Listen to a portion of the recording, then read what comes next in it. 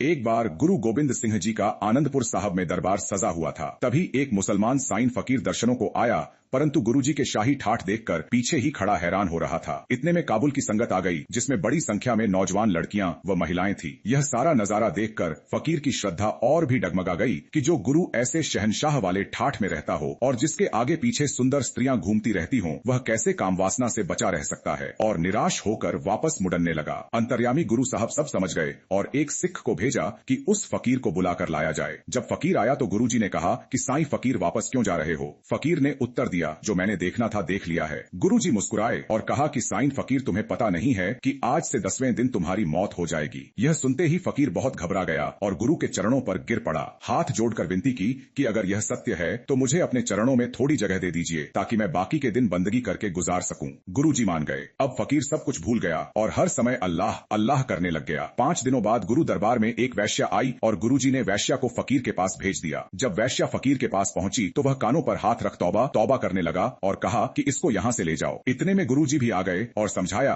कि देखो साईं फकीर, आपको अब निश्चय है कि आपकी 5 दिनों बाद मौत हो जानी है, तो आप कोई भी गलत काम करने के लिए राजी नहीं हो। इसी तरह हमें तो यह भी भरोसा नहीं कि जो एक श्वास बाहर गया वह वापस भी आएगा कि नहीं, तो हमारे अंदर बुरे विचार कैसे पैदा हो सकते हैं। खैर, यह तो सारा नाटक आपको समझाने के लिए करना पड़ा। जाओ साईं फकीर, अभी आपकी मौत आने वाली नहीं है। और हमेशा बाबा नानक का यह कलाम याद रखना, हे मेरी सुंदर सी जीवात्मा, परमात्मा का नाम जपते हुए रत्ती भर भी देर नहीं करनी चाहिए। क्या पता अगला श्वास लिया जाए कि ना लिया जाए। आओ हम भी जरा सोचें कि जो उपदेश गुरुजी साईं फकीर को दे रहे थे वह खास तौर पर हमारे लिए भी है। सिख धर्म से जुड़े रहने के लिए कृपया इस चैनल को सब्सक्राइब करें और अपने विचार कमेंट में जरूर लिखें कि आपने गुरुजी की साखी से क्या सीखा।